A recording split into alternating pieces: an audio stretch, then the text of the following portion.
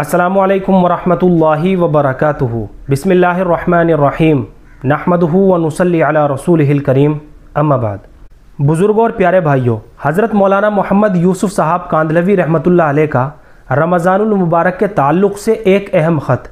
जो रमज़ानुल मुबारक की आमद के मौके पर जारी किया जाता है,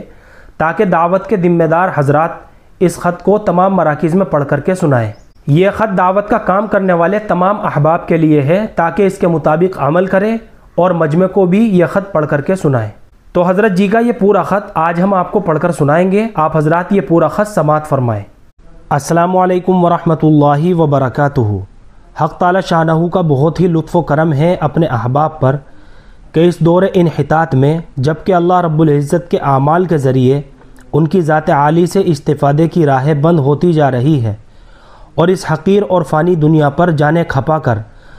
इसके ज़रिए वक्ती ज़िंदगी बनाने पर क़नाअत का रिवाज पड़ चुका है। ऐसे आली तरीक़ गश्त व मुजाहिदे की तरफ रहबरी फरमाई,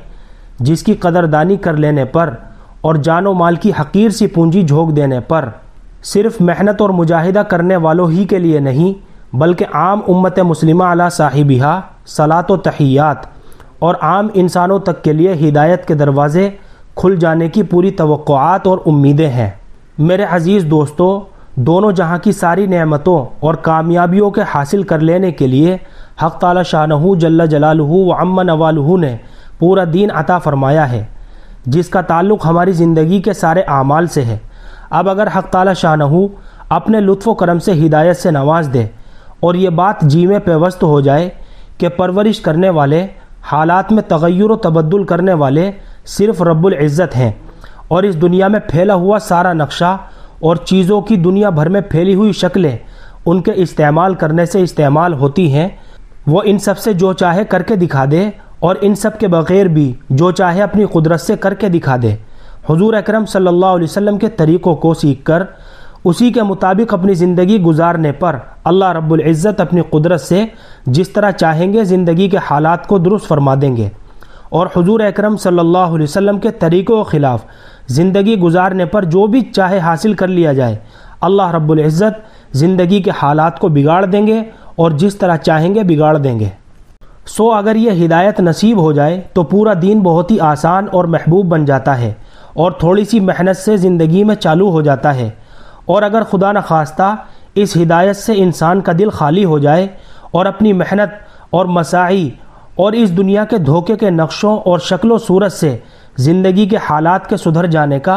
गलत और बेबुनियाद तसव्वुर दिल में बैठ जाए, तो दीन पर चलना और उसका सीखना मुश्किल तरीन बन जाता है। अब हक़ ताला शानहू ने इस आली दौलत के हासिल करने के लिए मेहनत भी अता फ़रमाई और दुआएँ भी अता फ़रमाई, और उन आमाल की मेहनत के लिए जिनकी हयात पर दुआएँ कबूल होकर हिदायत की दौलत नसीब हो और सारा दीन आसान बने, मसाजिद बनाई गई और मसाजिद की आबादी और तामीर बाज़ारी नक्शो निगार और साजो सामान में करार नहीं दी गई, बल्कि घंटों ईमान बिल गैब वाली मजालिस में बैठना और इल्म इलाही के हलकों का पाबंद बनना और ज़िक्र दुआ की फ़िज़ाएँ कायम करना और उमूर उखरविया पर रोना पीटना और एक दूसरे की ज़िंदगी बनाने में हाथ बटाना वगैरह उमूर के मसाजिद में वजूद में आने को उनकी तामीर करार दिया गया और मसाजिद को उन आमाल से आबाद करने वालों के मोमिन होने की खुशखबरियाँ भी सुनाई गई और इन्हीं कमी दुआओं के कबूल करने के वादे किए गए और इन्हीं मुबारक इंसानों के लिए हिदायत देने के फ़ैसले किए गए। अब जो मुबारक इंसान अपनी जान व माल लेकर उठे और इन आमाल के उम्मत मरहूमा मुहम्मदिया में रिवाज पा जाने के लिए मुल्क ब मुल्क अकलेम बाकलेम मारे मारे फिरें, अपनी कमाई और परवरिश के ज़ाहिरी निज़ाम में तग़य्युर व तबद्दुल गवारा करें और हर तरह की तकलीफ़ अपनी जान पर बर्दाश्त करें, सो ऐसे मुबारक इंसान इस राह के ख़वास में हैं। उनकी दुआएं अपने हक़ में, अपने मुतअल्लिक़ीन के हक़ में, आम उम्मत मुहम्मदिया के हक़ में और सारे इंसानों के हक़ में इस तरह कबूल होती हैं जिस तरह अम्बिया अलैहिमुस्सलातु वस्सलाम की। आलम के हालात में इस तरह तग़य्युर व तबद्दुल आता है जिस तरह अम्बिया इकराम अलैहिमुस्सलातु वस्सलाम के ज़माने में। इस मुबारक रास्ते की हर ज़माने में बहुत ज़्यादा कीमत है, मगर बाज़ हालात और ज़माने ऐसे होते हैं कि राह की कीमत मालिकुल मुल्क की तरफ से बहुत ही ज़्यादा बढ़ जाती है اور کام کرنے والوں کے لیے ترقیات کے بہت زیادہ دروازے کھول دیے جاتے ہیں۔ جن حالات انحطاط دین سے ہم گزر رہے ہیں اس میں محنت کی قیمت دین کے استقبال کے زمانے کی محنت سے لاکھوں گنا زیادہ ہے، خصوصاً رمضان المبارک کے زمانے میں، جس میں حق تعالی شانہ کی طرف سے ہدایت کی تقسیم کا غیبی نظام قائم کیا جاتا ہے۔ شیاطین بند کر دیے جاتے ہیں جو کہ ہدایت سے ہٹانے کے لیے غیبی طاقتیں ہیں، فرشتے پھیلا دیے جاتے ہیں جو کہ ہدایت کی طرف بلانے والی غیبی طاقتیں ہیں۔ وہ مبارک روحانیت نور والی وحی لانے والے فرشتے حضرت جبرائیل علیہ السلام جن کے گھوڑے کی ٹاپ تک کی روحانیت سے ریت پر سبزہ پیدا ہو جائے، جن کی اس عالم میں آمد حضرت محمد صلی اللہ علیہ وسلم کے بعد بند ہو گئی اور ان کی والی برکت سے اہل عالم محروم ہو گئے، اس مبارک مہینے میں ان کی آمد بھی اس سرزمین پر کی جاتی ہے۔ گویا ان کی نسبت والی برکات کے دروازے کھول دیے جاتے ہیں، جنت کے دروازے کھول دیے جاتے ہیں اور حوروں کو سجایا جاتا ہے، اور دوزخ کے دروازے بند کر دیے جاتے ہیں۔ خیر کی طرف پکار اور شر سے روکنے کی آوازیں ہر طرف بلند کرائی جاتی ہے، اور تھوڑا سا بھی متوجہ ہونے والوں کو بھی ہدایت سے نواز دیا جاتا ہے۔ اب اگر اس محنت کے میدان کو، جس پر ہدایت کا فیضان ہادی کی ذات عالی سے اپنی مخلوق کے لیے عمومی طور پر ہوتا ہے، ایسے مبارک مہینے میں قائم کیا جائے جس میں ساری امت محمدیہ مرحومہ کے لیے ہدایت کی تقسیم کا عام نظام قائم کیا جاتا ہے اور امت میں دین کی طرف رجوع کی عمومی شکلیں قائم کی جاتی ہیں، تو معلوم نہیں ہدایت والے اعمال کے ہدایت والے مکانات یعنی مساجد میں زندہ کرنے کے لیے ہدایت دلانے والی نقل و حرکت اور ریاضت اور مجاہدے پر ہدایت والے مہینے میں کتنی ہدایت کا فیضان، کتنے دین کی سرسبزی اور حالات دارین کی سرسبزی اور فلاح کتنی مخلوق خدا کے لیے قائم ہو جائے، اور یہ محنت کرنے والے کتنی خصوصیت کے حامل اور کتنے نا تصور میں آنے والے درجات اور اجور و انعام کے حاصل کرنے والے بن جائیں۔ حضرت محمد صلی اللہ علیہ وسلم اور ان کے پیارے صحابہ کرام رضی اللہ عنہم اجمعین کی مساعی مبارک پر قدسی اور غیبی طاقتوں کا نزول اسی مہینے کی مبارک مساعی پر شروع ہوا، یعنی غزوہ بدر والی ریاضت اور مجاہدے والا سفر، اور اس پر اللہ رب العزت کی مدد اس مہینے میں ہوئی، اور آپ کی مساعی والے اسفار کی انتہا یعنی سارے عرب کے سارے قبائل کا اسلام میں داخلہ کرنے والا سفر یعنی فتح مکہ اسی مبارک مہینے میں ہوا۔ اس ماہ مبارک میں اللہ رب العزت کی راہ کی نقل و حرکت اور صحیح اصول کے اتباع تام کے ساتھ محنت اور مجاہدہ،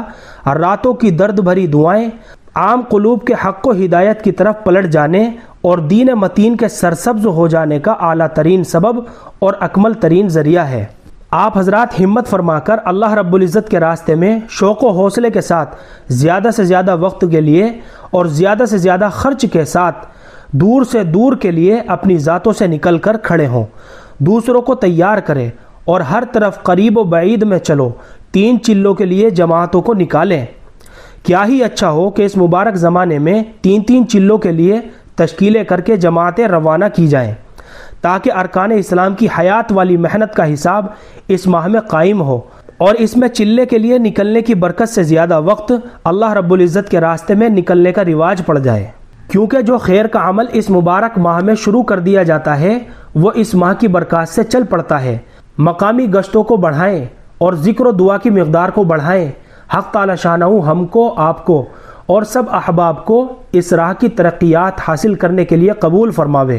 اور اپنے دین کو اپنی قدرت اور فضل و کرم سے چمکائے، اور اس کی برکات سے دارین میں ہمیں نوازے، آمین یا رب العالمین۔ بندہ محمد یوسف۔ تو بھائیو، بزرگوں، دوستوں اور عزیز ساتھیوں، حضرت مولانا محمد یوسف صاحب رحمۃ اللہ علیہ نے رمضان المبارک میں مساجد کو اعمال سے آباد کرنے کی ترغیب دی ہے، اور اس بات کی اہمیت بھی بتلائی ہے، اس لیے کہ یہ ماہ مبارک دعوت اور عبادت کو جمع کرنے کا مہینہ ہے۔ خروج ہر حال میں مقدم ہے، اس لیے حضرت مولانا محمد یوسف صاحب رحمۃ اللہ علیہ شعبان، رمضان، ذی قعدہ اور ذی الحجہ میں بڑے اہتمام کے ساتھ اللہ کے راستے میں پھرنے کی تشکیل فرمایا کرتے تھے۔ لہذا خروج اور مقام پہ مساجد کو اعمال سے آباد کیا جائے،